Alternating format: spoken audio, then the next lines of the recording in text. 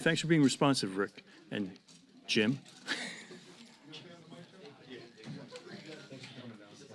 I saw you moving quick. Yeah. Ready to go. Do the hustle. I can take that other mic if you want. Morning, guys. Jay doesn't come to me. Anybody on here we know? Yeah, he does. What's that? He doesn't watch anyways, doesn't he? For what? This Q&A fellow. Yeah. He rushed over here. That's the fastest pack-up I've ever done. What are you doing before? Pool and Rayburn room with the Aussies with Jeffries. The Australian, you said? Or? Yeah. Prime Minister was there. But it was all densely packed and everything had to get taped down. Like, Oh, dude. What time was you at? they went at 9:30. I took pictures when it started. Wait a minute, they started at 9:30? It was a photo. Handshake photo op. Ambassador, Prime Minister, 10 words each. Let's go. See, I think Tyler asked the Prime Minister what he made of the U.S. government shutdown. what do you say? He didn't do anything, he just shook his head. Yeah. Right. What do our friends from across the pond think? This is none of your doing whatsoever. I definitely feel like, I would want the ABC, they should argue for like, continue. So that way you wouldn't have to tape it that way. It was already spoken for, we didn't have a second one up. But I made it work. I guess so.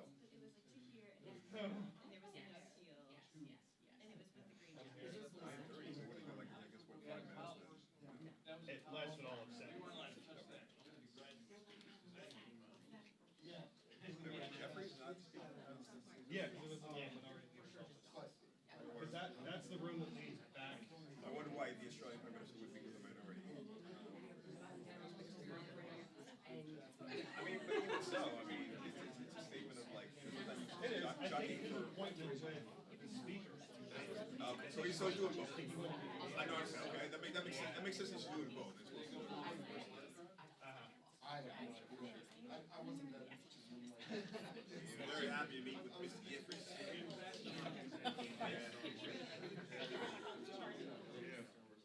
Now we don't fight crocodiles. Make sure it's worth it. Are you watching Dancing with the Stars? Apparently That was my wife's show for a long time. Apparently he's turned it up.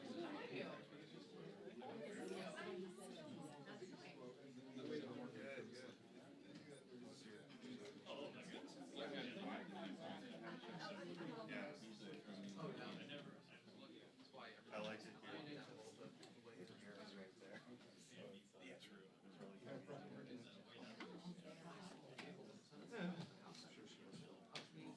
All right, we need to change battery before we go. 61%.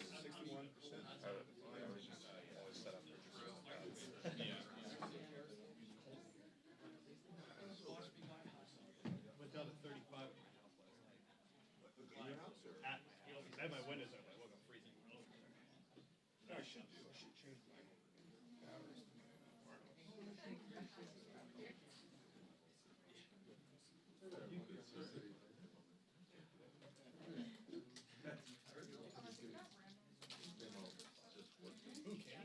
Yes, I won. He's in charge. Take candy from strangers.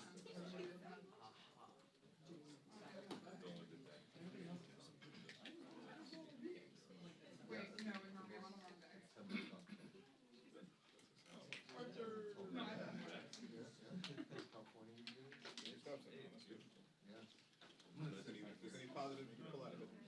Yeah. I mean, considering I hiked all over the mountains for 3 days. Friday, Saturday, Sunday, probably did the equivalent of like 25 to 30 miles.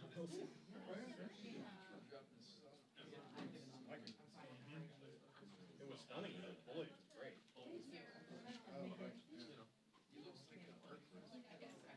Ryan, can you speak in the Chad's mic real quick?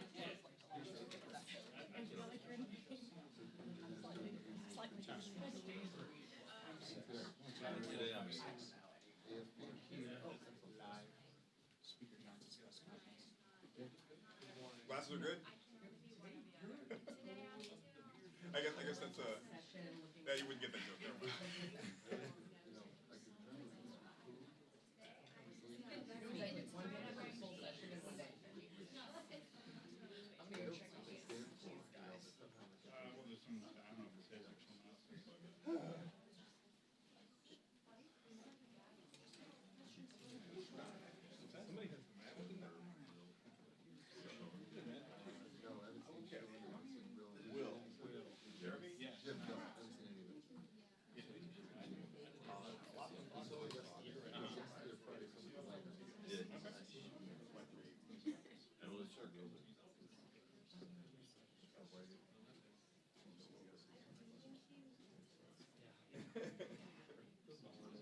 How are you?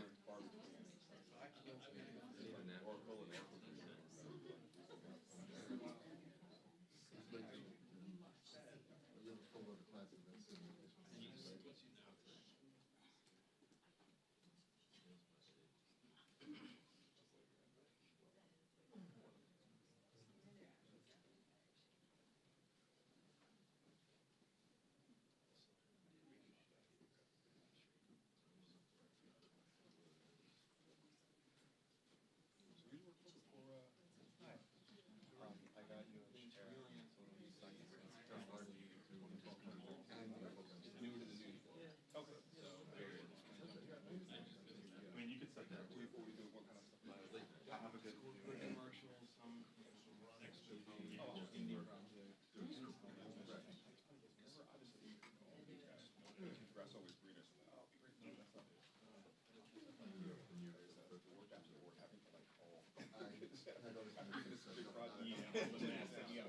Yeah, exactly. Which is again, it's creative. It's like all this great things. Sure. It can be.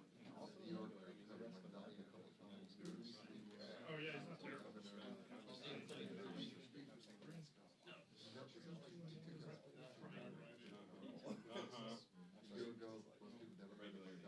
definitely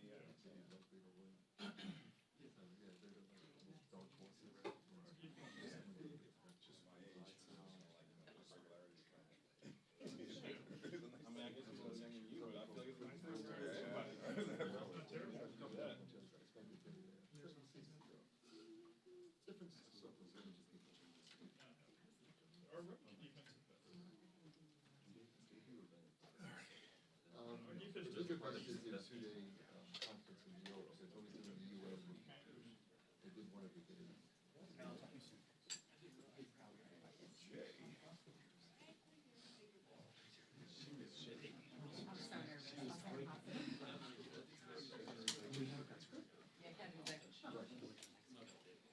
So it's a good event.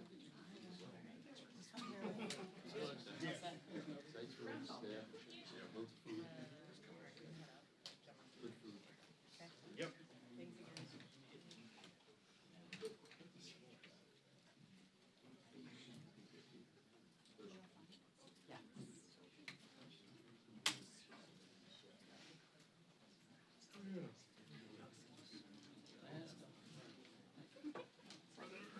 Speakers, I think we're eating.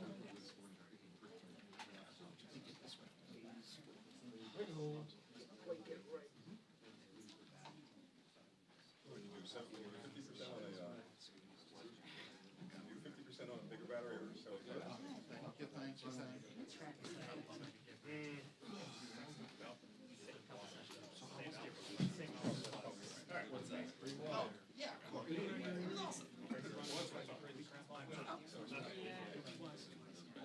It's mainly a custom question. So that's really that's always a good thing.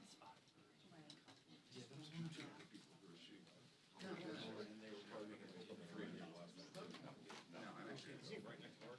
He had some all last week off.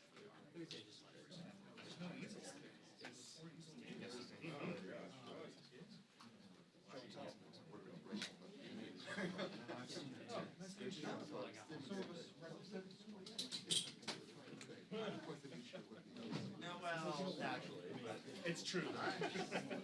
The experiment is on. This is gonna work out. Yes. Try during the shutdown to avoid the Rayburn garage. Let me tell you, I parked there, it's even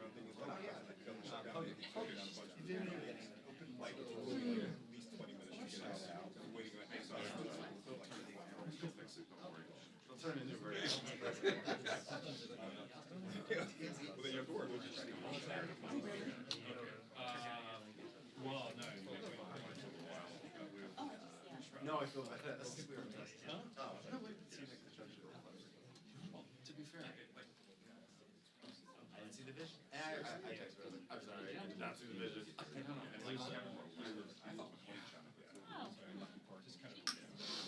Yeah.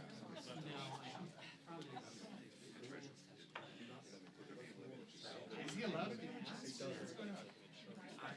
This is the picture I need right here. Here, Francis? Yeah, she would this. To write a letter. So I should be the only one who's like, everybody was gonna take my part. He said, thank you.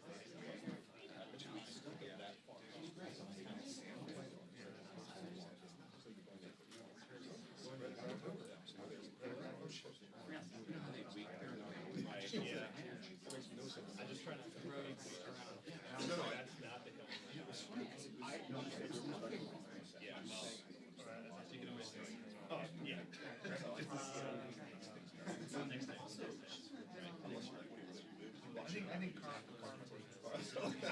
Well, you're blocking somebody else. You have to know that.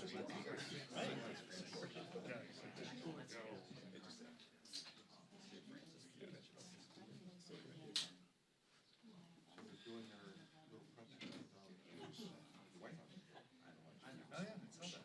It's great. Who else can get it?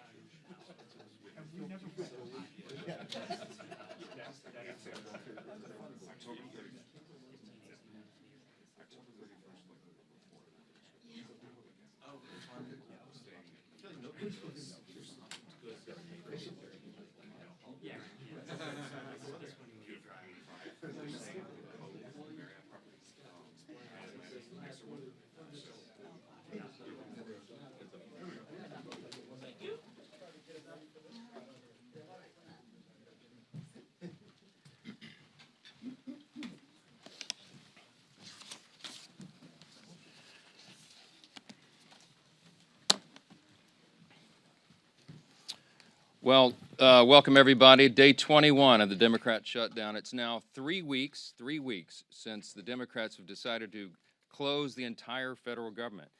I mentioned yesterday when we were gathered that this is now the longest full shutdown in American history. And yet again, Senate Democrats voted for the 11th time, 12 times overall, when you count House and Senate Democrats, to prolong the pain and keep the government closed. So we want to talk very briefly with you this morning about what that means, and then we're going to give you a little update on the Epstein matter. So far, this is what it means. So far, what this shutdown has caused to the economy and to the people of this country is really unconscionable. The U.S. economy has now lost hundreds of billions of dollars. We have federal workers who are desperate for pay and uncertain when they will get their next paycheck. You got families wondering if they'll go without food assistance next month because many people rely upon that. New federal loans and disaster aid have come to a complete halt, and the stewards of our nuclear defense stockpile are being sent home on furlough. Think of the implications of all this. All of it hurts the economy, it hurts our national security, and it hurts the American people, and the Democrats seem not to care. I was watching Republican Senate Majority Whip Barrasso this morning on an interview, and he said it, I think, very succinctly. He said the Democrats are practicing the politics of pain. I'm not sure I could say that any better. That's exactly what it is. And you think of what's happening right now. Think of what they have demanded in exchange as a ransom, the hostage they've taken to reopen the government. They're demanding taxpayer-funded health benefits be restored to illegal aliens. They're demanding that we spend billions of dollars overseas for ridiculous programs that the American people do not support. They want to claw back the $50 billion that we just got signed into law on July 4th to support our rural hospitals and all sorts of other crazy things. They're demanding taxpayer-funded health benefits for illegal aliens instead of agreeing to pay our men and women in uniform and provide vital health services and all the things that our most vulnerable Americans depend upon. It is unforgivable. And this is an indisputable fact. Everybody can see this, and everybody in this room knows what I'm about to say is true. Chuck Schumer and Hakeem Jeffries are terrified of their far left base in New York and around the country. So they have given in to their demands to shut down the government so that they themselves can get the left's approval and somehow salvage their political careers. That is the whole story in one sentence, okay? That's why Schumer said shamelessly that every day of the shutdown gets better for us. Who's the us? He's talking about he and Hakeem and the Democrats who are afraid of the far left base. So today I want to put a finer point on some of the very real consequences we're seeing and what they mean for Americans around the country. And I'll zoom in on some of these key Democrat states where the senators continue to dig their heels in and vote against opening the government. Yesterday from NBC News, here's the headline: air traffic control staffing issues cause flight delays across the country. The Secretary of Transportation said 53% of flight delays are now due to staffing issues, and usually that number is 5%. From Colorado, food banks face growing crises as shutdown impacts become a reality. That's the headline from Sky High News. What are Colorado's two Democrat senators doing? You've got Hickenlooper and Bennett. They have both now voted 11 times to keep the government closed. Virginia, here's the headline yesterday, KSL. Virginia employees fear shutdown's impact on veterans' medical care. And meanwhile, their two Democrat senators, Tim Kaine and Mark Warner, have voted repeatedly to put their thumb in the eye of those veterans. And they won't end this pain. From Hawaii, Hawaii News Now says, headline, government shutdown impacts telehealth for seniors in Hawaii. Seniors in Hawaii rely upon telehealth. Guess who's shutting it down? Their two Democrat senators, Brian Schatz and Mazie Hirono, voted again and again to keep the government closed and disrupt the health services for seniors in their own state. They've got a lot to answer to. From California, here's a headline, ABC 7 News. Alameda food banks step in to help TSA workers, families impacted by government shutdown. That is disgusting. And both of California's senators, Padilla and Schiff, have voted 11 times to block the pay of those TSA agents and their families, the paychecks they rely upon. From Illinois, WIFR, yesterday, federal courts in northern Illinois reduce operations due to government shutdown. The courts are reducing operations, and you've got Illinois Democrats, Senators Duckworth and Durbin have voted to keep the government closed. We could do this all day long. That's a sample. Democrats used to care about the harm that shutdowns caused hardworking Americans, but now we can all see very clearly that was always based on politics and not principle, because they have thrown the principle out the window. And yesterday, there was an article from The Hill that laid bare that very fact. A Democrat senator was speaking anonymously and admitted, quote, people are going to get hammered if they vote for the House passed bill to reopen the government. The clean, nonpartisan CR, they're going to get hammered. Another insider said in that same story, quote, we would have enough votes to reopen the government if people were not terrified of getting the guillotine, okay? They mean it metaphorically, but in a political sense, that's exactly what they're concerned about. And think about the fact that we're just laying out here. These are simple facts. We come out here every morning and remind the American people of what's going on. Do not let them distract you from the facts. The American people would have an open government if Democrats were not terrified of their radical base. That is the headline. Every single one of you should write that. That's the ugly truth. The Democrats are not governing in good faith. They're covering their own tail. They're out here decrying the so-called forthcoming health care crisis, they say. It's the one that they themselves created. The Democrats created Obamacare. They're the ones that created a subsidy with an expiration date. They're the ones that did all of this. Republicans are trying to fix it. And they're trying to blame Republicans for the crisis they themselves created. They cry foul when we won't bail them out of their own shutdown. I don't have anything to offer, as I've explained. I don't have any partisan priority I can pull off of the CR to make it more palatable for them. There's nothing to negotiate. They just have to do what they've always done in the past, that they did 13 times during the Biden administration, and they did as recently as March of this year, to open the government so that people can get their services and their paychecks. And they go before cameras incredibly, and they just lie to the American people over and over. It's a stunning thing to watch. It's time to stop the political games. The Democrats have got to stop this so that we can get back to the work here. For the sake of the American people, I hope they do. I hope Democrats finally come to their senses soon and the pain will end so we can reopen the government and get back to the hard work here. Let me say this. Now, while congressional Democrats continue their dangerous political games, the bipartisan House Committee on Oversight is conducting its investigation into the heinous crimes of Jeffrey Epstein. And it has continued. It has not stopped during the government shutdown. You have some of the, as I like to say, some of the toughest bulldogs in Congress on the Republican and Democrat side who are united in this cause for maximum transparency of the Epstein files. I'm for that. Chairman Comer is for that, the Oversight Committee chair. You'll hear from him in a moment. All these leadership team are, all the Republicans in the House are for maximum transparency and always have been. My good friend, Chairman James Comer, is going to give you an update on that shortly, but I just want to make a couple of key points very clearly before I bring him up here. Congressional Democrats are rudderless right now. I don't know how else to describe it. They don't have a message, they don't have a leader, they don't have any identifiable set of policy solutions for the problems facing the American people. Their party continues to hit all-time historic lows in poll after poll after poll, and many of you have reported on that. These are objective facts. They're utterly lost as a party, and everybody can see it. So what are they doing? They see a shiny object, and they latch onto it. Democrats did not say one word about the Epstein files for the entire Biden presidency. They had all the files in the Biden DOJ. They didn't say a word about it. 4 years, not a word. And suddenly now, they somehow convinced themselves that the Epstein files will be damaging to President Trump and Republicans in some way that they've imagined. And so they feign outrage. Let me be very clear about this. I've met with some of the Epstein victims. Some of these brave women have come forward. They were here on Capitol Hill, as you all know. We heard their stories. It's gut-wrenching. It's disgusting what they've been made to go through, and they bravely came forward. We're working around the clock to ensure that justice is served, and also as part of the oversight to figure out why justice has been delayed for so long.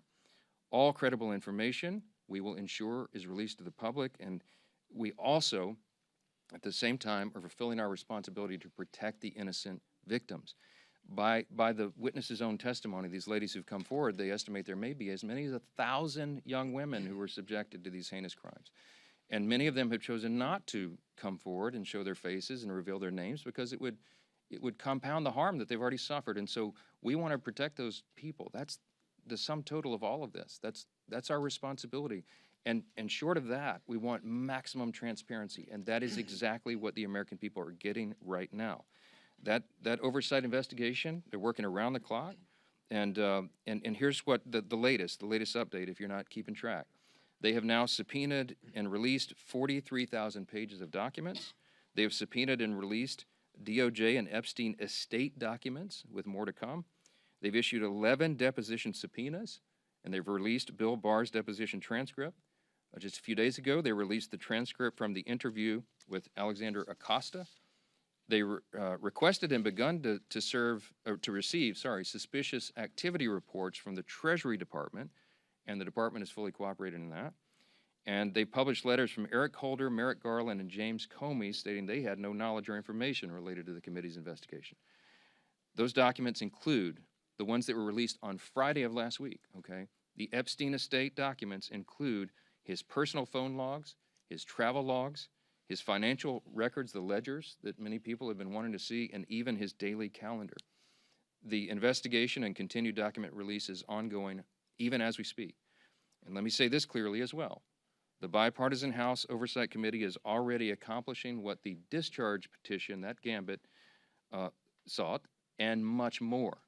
The Epstein estate files that have been this new treasure trove, the third batch of information released right now, was not even included in the discharge petition. Didn't even think of it.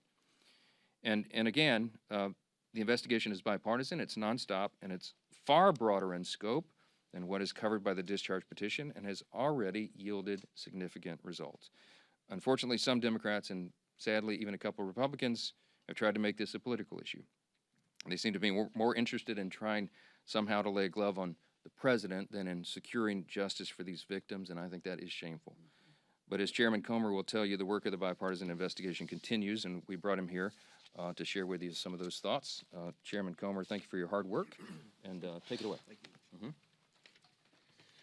Well, thank you, Mr. Speaker. As Speaker Johnson already said, today marks the 21st day of the Schumer shutdown. Democrats' political games are hurting hardworking Americans. This week, essential federal workers won't receive their paychecks because Democrats voted against paying them. That includes Border Patrol, CBP agents, TSA, FAA staff, DOD civilians, FEMA responders, and Capitol Police officers. The overwhelming majority of Americans oppose this Democrat shutdown. Democrats know it, so they're trying to distract from the fact that they shut down the government by pushing a false narrative about President Trump and Jeffrey Epstein. Let me be clear. No one is protecting Epstein or his associates. The House Oversight Committee is conducting a thorough review of the federal government's handling of the Epstein investigation, one that goes far beyond the discharge petition the legacy media is obsessed with. To date, the Oversight Committee has released over 43,000 pages of documents and issued 13 subpoenas. We've conducted a deposition with former U.S. Attorney General Bill Barr and a transcribed interview with former U.S. Labor Secretary Alex Acosta. I don't think I need to remind anyone in here, they are both Republicans and both former cabinet secretaries in the Trump administration. And guess what? Those interviews completely debunked the Democrat smear against President Trump. Barr stated that there was no evidence that President Trump was involved in Epstein's criminal activity. Acosta confirmed there was no contact with President Trump during the Florida case. No link, no conversations, nothing. Despite these facts, Democrats, especially Ranking Member Garcia, continue to spread lies about President Trump, and they are lies. They're infected with an incurable case of Trump derangement syndrome. Oversight Committee Democrats post daily about Epstein. In fact, they've posted or reposted about Epstein nearly 60 times on X since the shutdown began. You know how many times they posted about essential federal workers not receiving paychecks because they voted against funding the government? Once. They've posted about that once on the Democrat Oversight Committee and over 60 times about Epstein. You see where their priorities are. Let's be clear. Democrats don't care about transparency or accountability in this matter. The evidence we've gathered does not implicate President Trump in any way.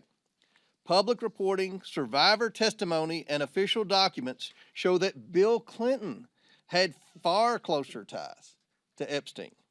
We're working to bring former President Clinton in for a deposition, but the Democrats aren't helping one bit. You would think, since we've already brought two former Trump cabinet secretaries in, they would be willing to bring in a Democrat who's had publicly a far closer relationship with especially Maxwell and Epstein. So why is that? That's a question every reporter should be asking Ranking Member Garcia and every Democrat on the committee. Why aren't you helping to bring Bill Clinton in for an interview and deposition just like we brought in Barr and Acosta? The Oversight Committee remains committed to accountability and transparency for the American people and for Epstein's victims. Our investigation has not stopped during this shutdown. We've released more documents just this past Friday. Democrats need to stop playing games and vote to reopen the government. With that, I yield back to the speaker. Thank you, Chairman Comer, and truly appreciate the hard work you continue to do to get the facts out. And that's what this has always been about. We want to continue to get those facts out, and your committee has been working tirelessly to do just that. As we enter the third week of Chuck Schumer's shutdown, I think nobody can sum up just what is really going on better than the article yesterday in The Hill. You know, we've been saying up here for weeks that the real motivation behind the Democrat shutdown of the government is that they're afraid of the most radical far-left elements of the Democrat Party base. And yesterday, The Hill, in a pretty riveting article, laid bare the underbelly of the Democrat Party's motivation. It truly is fear of their own party's base. that has driven the Democrats, especially in the Senate, to shut down the government. It's a calculated decision. And the continued votes, including yesterday, to keep the government shut down has been a direct result of the fear Democrats continue to have of their own party's base. Some of the most radical elements that you saw at the Hate America rally. We showed it up here on this dais yesterday with some of the most vile things that you saw. Many people that were holding signs calling for the death of the President of the United States.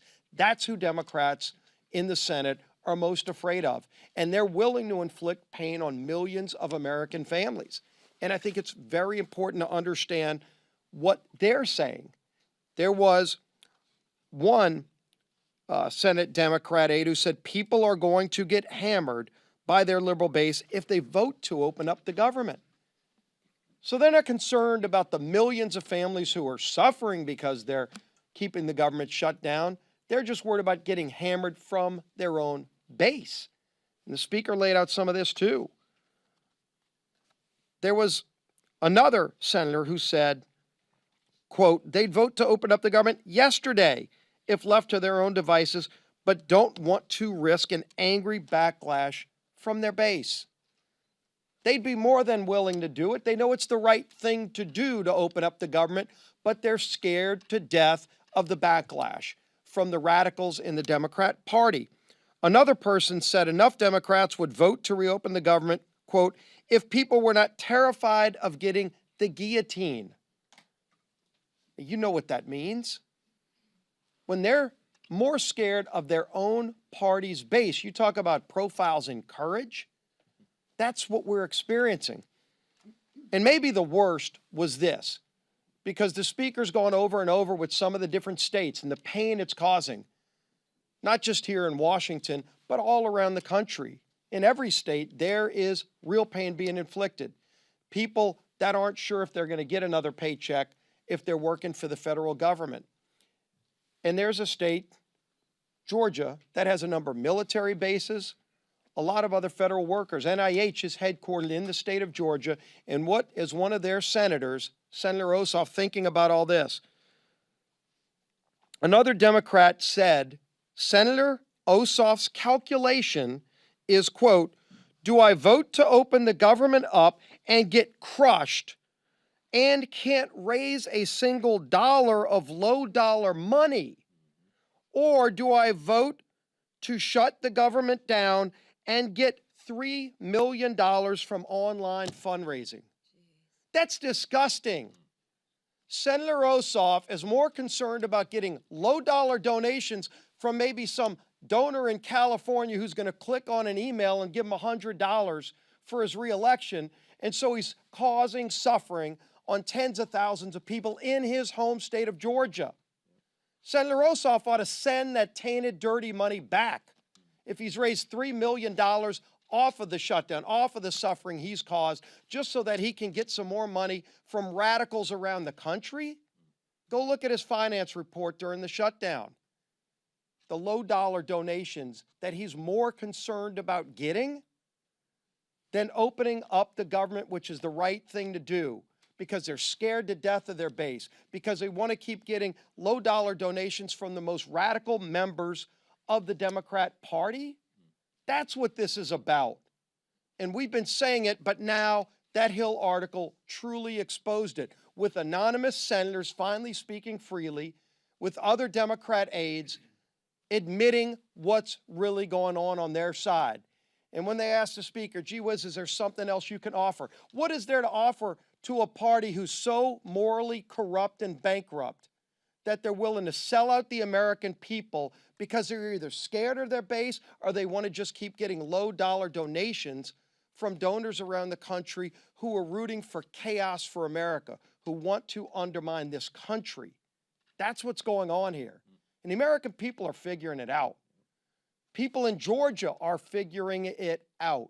They know why they're seeing the suffering, and their own two senators are voting for that suffering, and now you know why. It's laid out in full display for everybody to see. We're here ready to get back to the people's work for all the American people, not just for some far left radical base who's holding the Democrat Party in DC hostage. Finally show some courage, some moral clarity. All we need is 5 senators to stand up and do the right thing. And it's long past time they do it. Now our whip, Tom Emmer.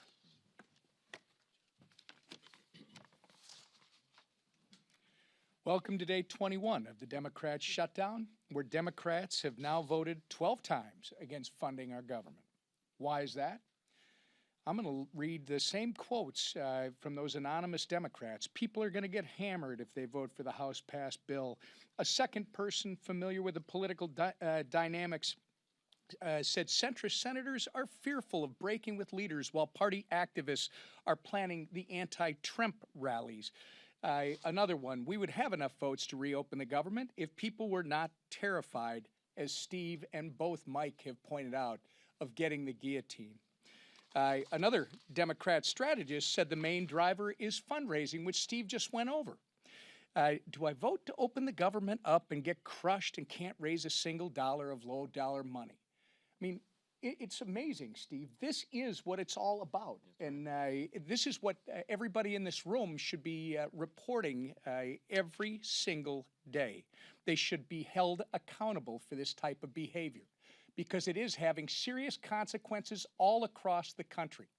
Real Americans are getting hurt while these political elites in the defunct Democrat Party are playing political games. Border Patrol agents are being forced to go without mission-critical funding. Low-income families, nutrition assistance benefits like SNAP and WIC are being jeopardized, all so these Democrats can appease their radical pro-terrorist wing. That is what they are. You saw it, and anybody who wants to push back, then they should disavow any connection to people who are calling for the death of any elected official, let alone the President of the United States, which they seem to be fine with, or this Attorney General candidate in Virginia. They won't even do that. This is a party without a message, without a leader, and without a future at this point. They are well on their way to being left on the ash heap of history.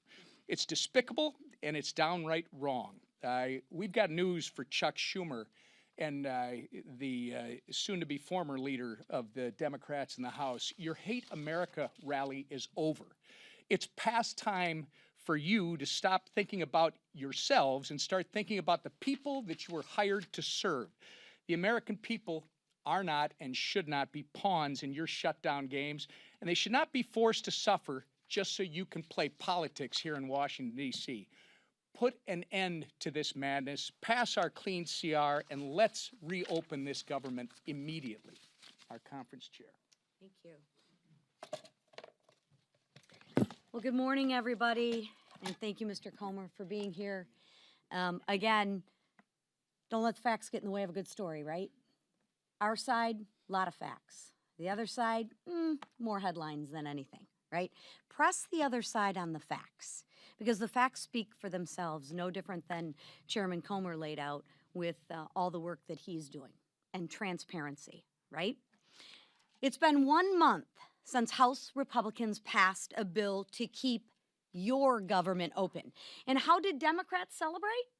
Well, they partied with communists and socialists who hate America, right?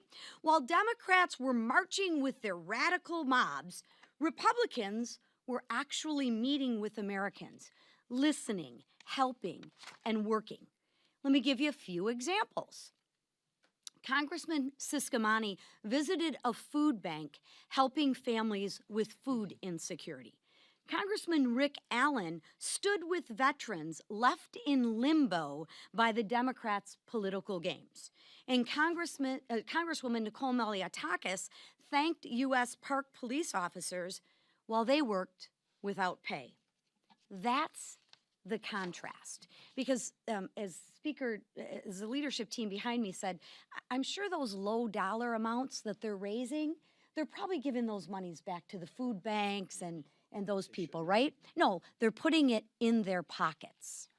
Republicans are working to help constituents navigate the chaos Democrats created when they chose to shut down the government. And the government and a shutdown should never be used for more wasteful spending. Democrats are performing for their radical audience. We see it time and time again. One side shows up for the American people. The other side shows off for their social media. The bottom line is this: Democrats are not fighting for you. They're fighting for the most radical 1% of their base. And of course, that low-dollar fundraising number.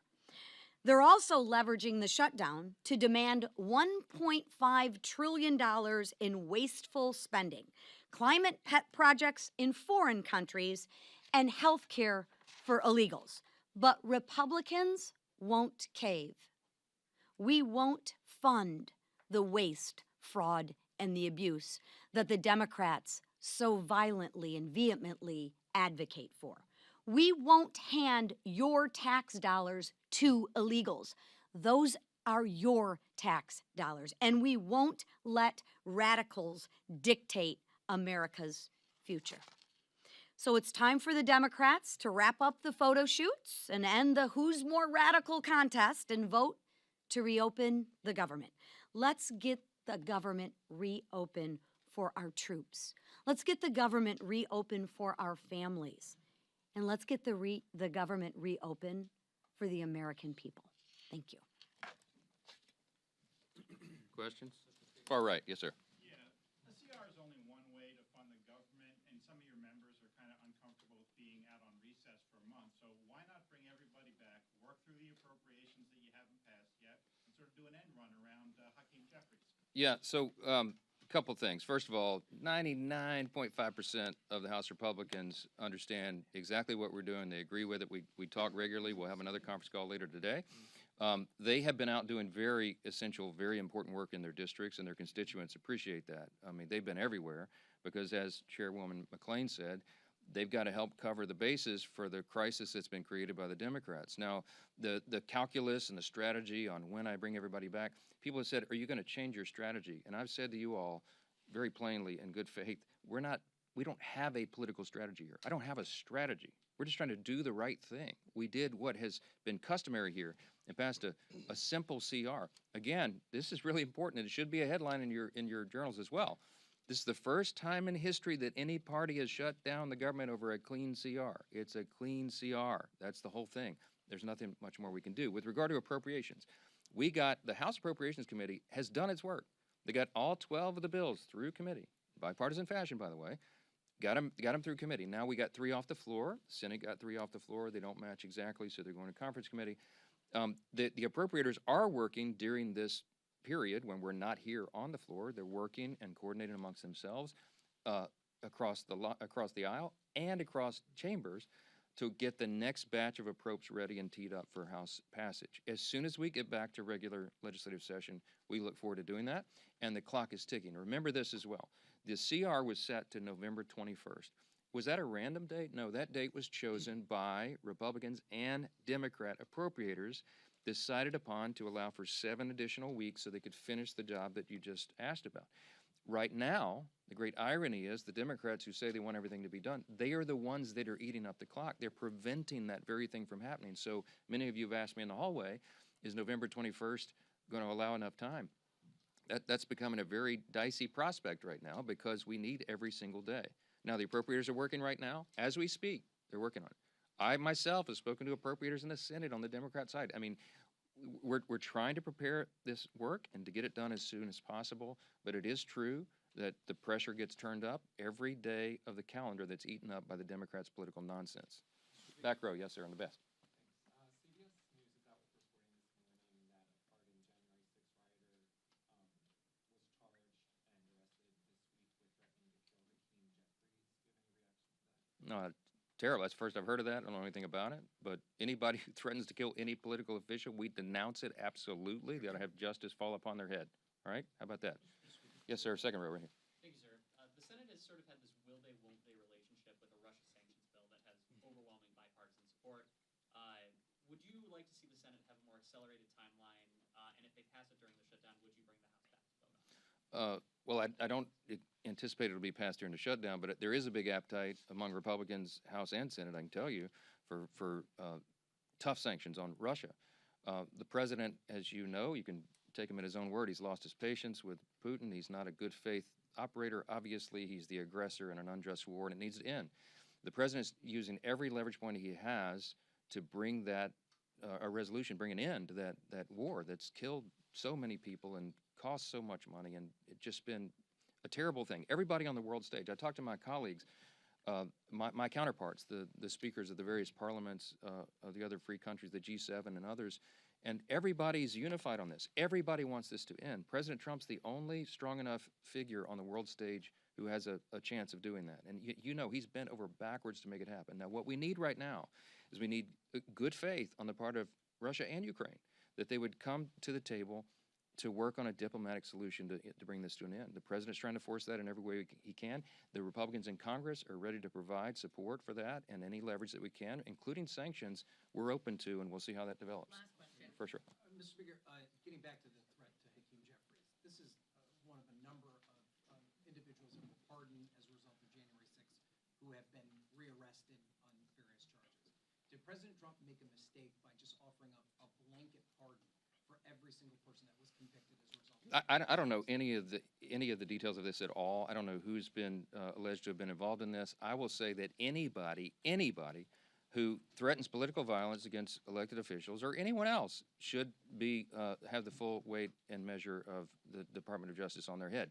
I trust that that'll happen. I hope it will.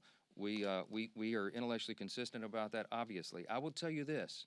The violence on the left is far more prevalent than the violence on the right. Don't make me go through the list. You all know it. All of these the assassination culture that's been advanced now, this is the left in almost every case that is advancing this and not the right. So let's not make it a partisan issue. You don't want me to go there. We're just going to say anybody, any deranged individual, this has to stop. And the rhetoric that you saw on display on Saturday, we highlighted yesterday, it plays into this, okay?